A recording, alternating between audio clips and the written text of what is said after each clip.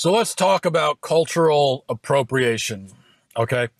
Over the weekend, a high school girl, just a random high school girl, not a public figure, not a celebrity.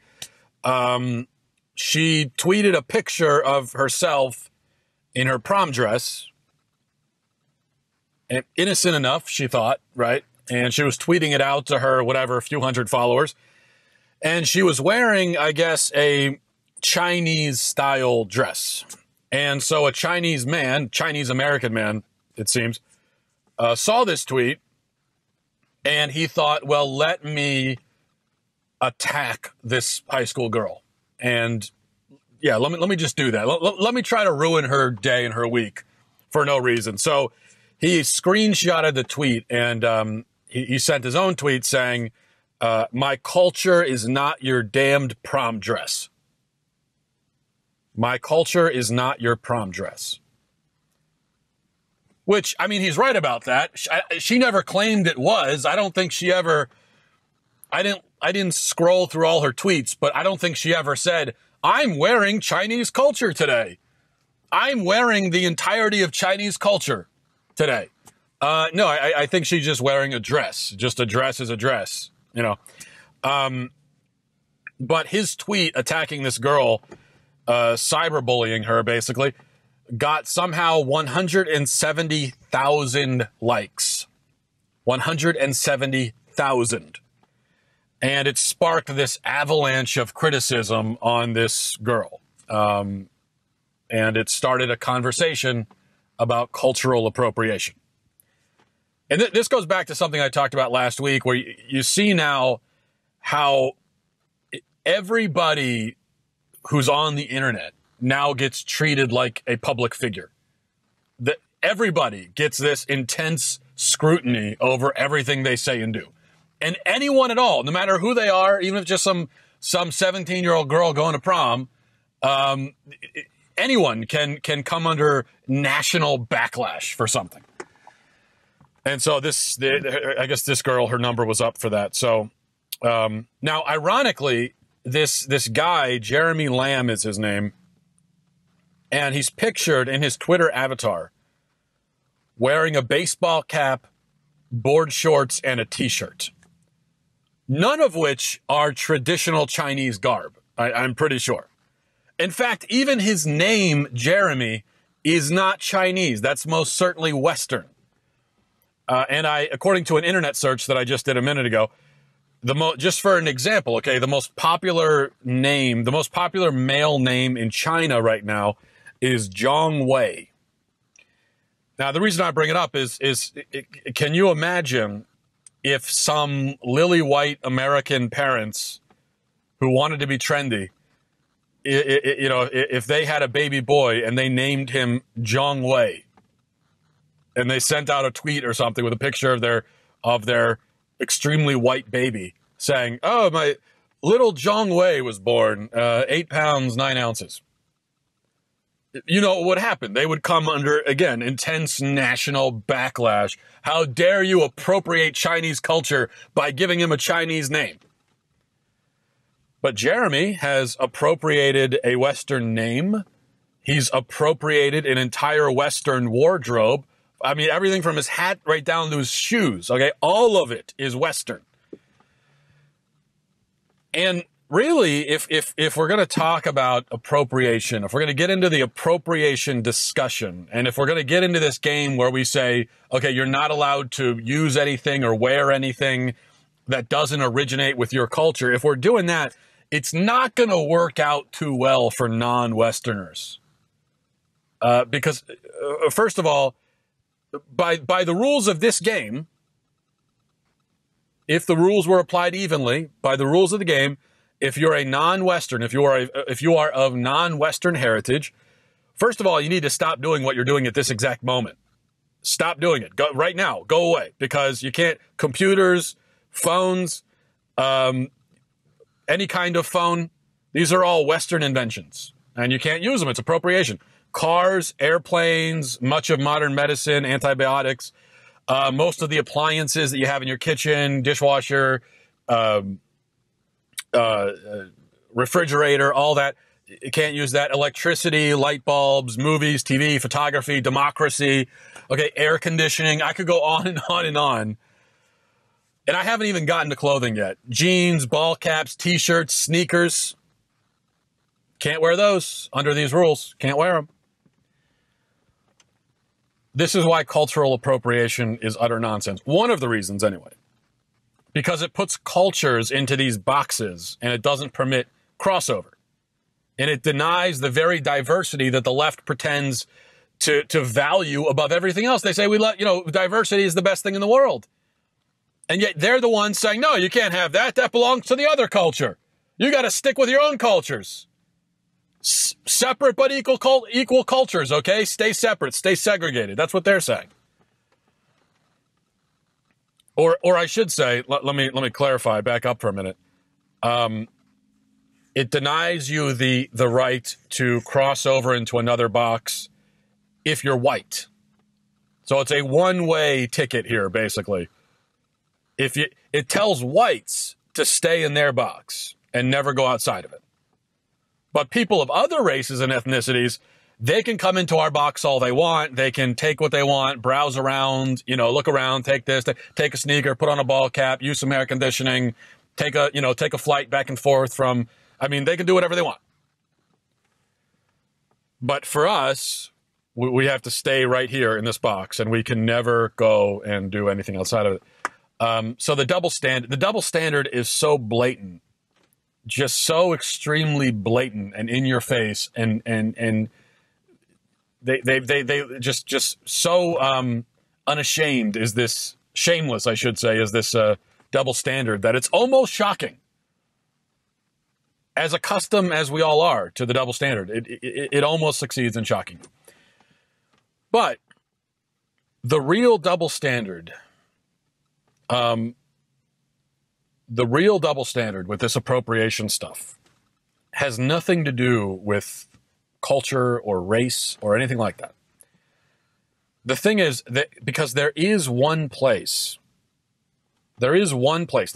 area where real, live, honest to God appropriation actually does occur.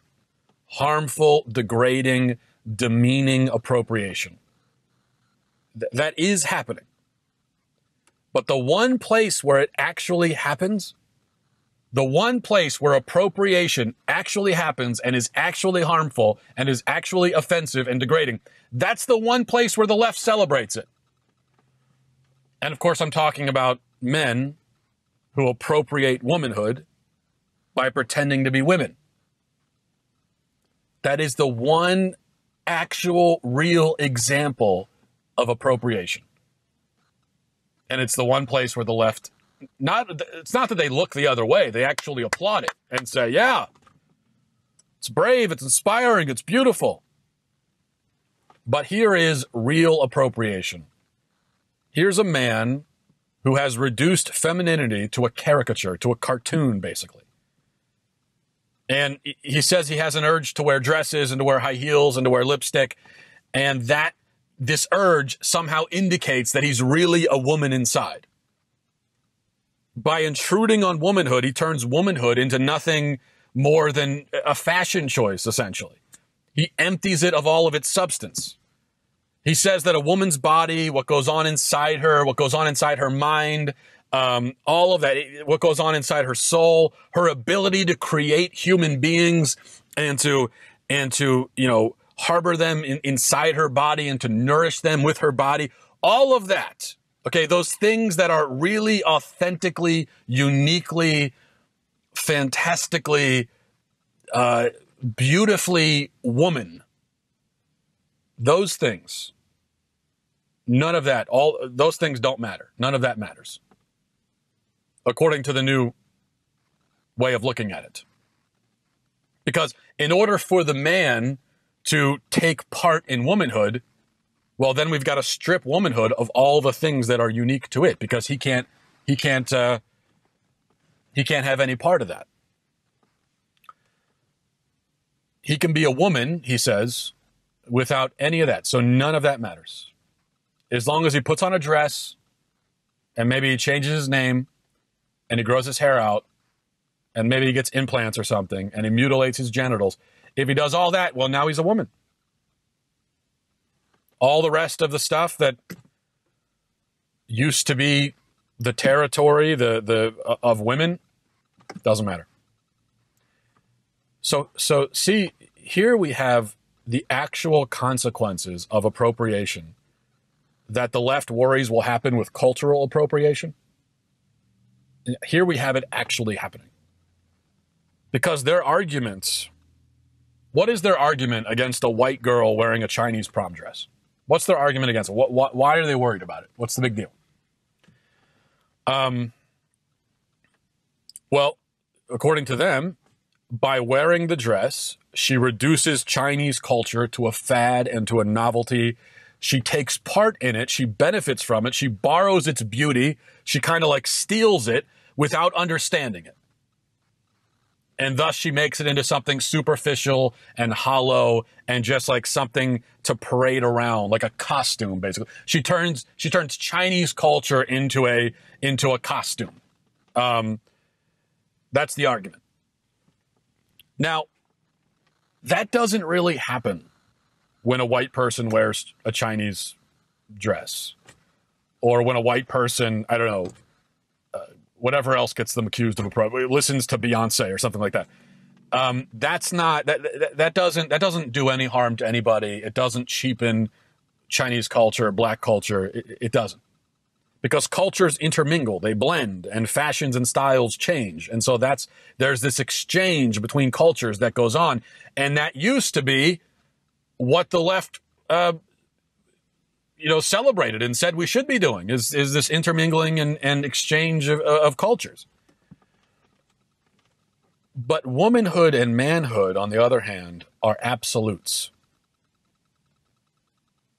They are poles, okay? They're like north and south poles.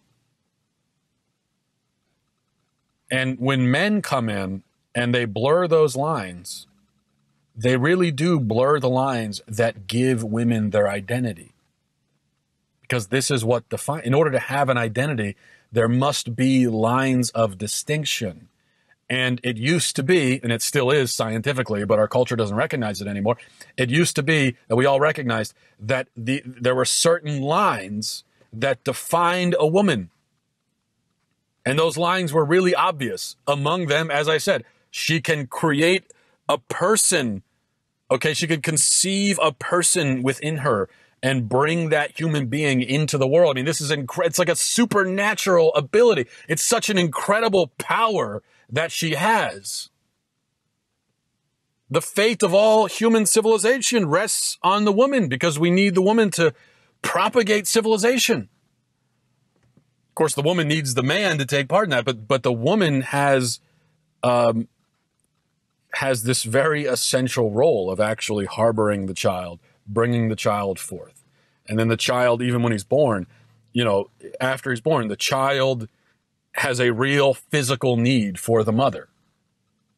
Technically, the child doesn't even need the man. I mean, kids do need their fathers, don't get me wrong. But a newborn child has a physical need for the mother. The newborn won't even notice his dad for like several months. Believe me, I've had 3. He needs his mother. So there's that motherly, maternal connection, and it's just that those were the things that used to define womanhood. But we've torn down those lines. We've destroyed them. We've obliterated them for the sake of these cross-dressing men. And so the LGBT lobby has actually done to womanhood what the left says this girl did to Chinese culture. But the girl in the Chinese prom dress is villainized. A man in a prom dress is canonized. The girl in the dress is accused of turning Chinese culture into nothing but a dress. The man in the dress actually has turned womanhood into nothing but a dress. He's actually done it, at least in the eyes of society. Yet he gets away with it. It's incredible. All of this talk about appropriation, here it is. It's actually happening. Let's talk about that. And it's doing real harm to women. It's part of the reason why now you got to worry about your daughter ending up in a locker room or in a bathroom with a man. Because of this. Men have come in and appropriated women. They've even taken their bathrooms from them and their locker rooms, their private, intimate spaces. Men have come in and taken. Or I should specify, the LGBT camp has come in and taken it. So how is this happening? How is this being allowed to happen? Well, the answer is, it's as I've explained in the past, the left has what I call a victim pyramid or a victim hierarchy. Now, we know that victimization is currency on the left. Victimization is power on the left. And whoever is the most victimized victim of all, well, they're going to have the most power. They can do whatever they want and they can't be questioned. So there's this jockeying for position among the various demographics on the left. Who can be the most victimized? And there's always this competition about who's the most oppressed, who's the most persecuted, who's the most bullied, and so on and so forth. Right now, the LGBT folks are at the very top of the victim hierarchy. They're all the way at the top. They've ascended to the peak. And this is a big moment for them, where they're here at the top and they're reaping all the benefits. And what it means is that they can do whatever they want, and nobody can criticize them. And really, the transgenders have even ascended to the top of the top. Which is what, wow, now you find even, I saw some headline on Twitter recently that gay men are being told that they can't dress as drag queens anymore because, oh my gosh. Just try to wrap your head around this. The new thing that I've seen is that gay men cannot dress like drag queens because they're appropriating from transgenders.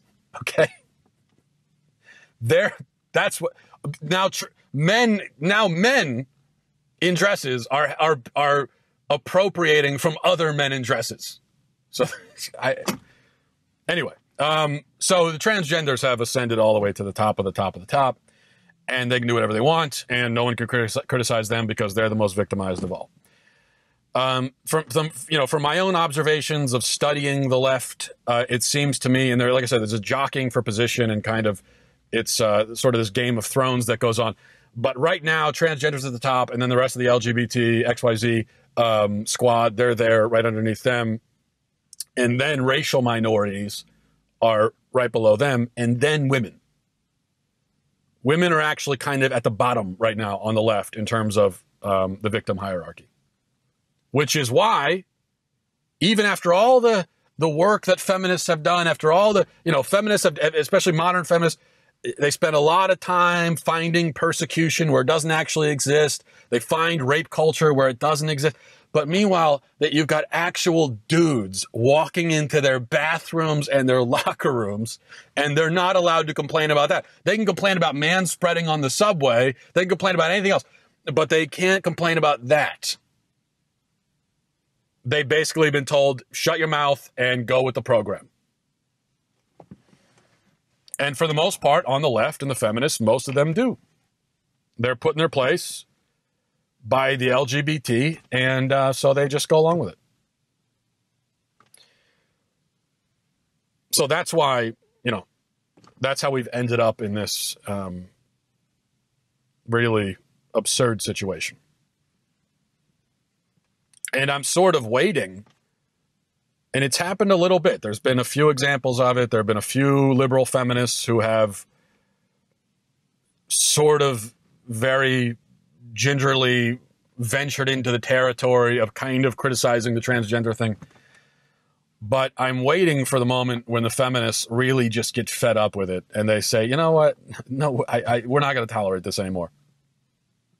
I mean, they've spent all this time telling men that you're not even allowed to have opinions about women's issues if you don't have a uterus. That's been their refrain for decades. They've said no uterus, no opinion. And now they've got to sit there and just deal with it while men not only have opinions about women, but actually become women without uteruses, and they're not allowed to. So eventually, I think the feminists are going to get fed up with it, and there's going to be a full-on civil war on the left over this issue. But as it stands right now, men can appropriate all they want. And it's the one kind of appropriation that the left never says anything about. And that is the real reason why appropriation is nonsense. All right. Have a great day, everyone. Godspeed.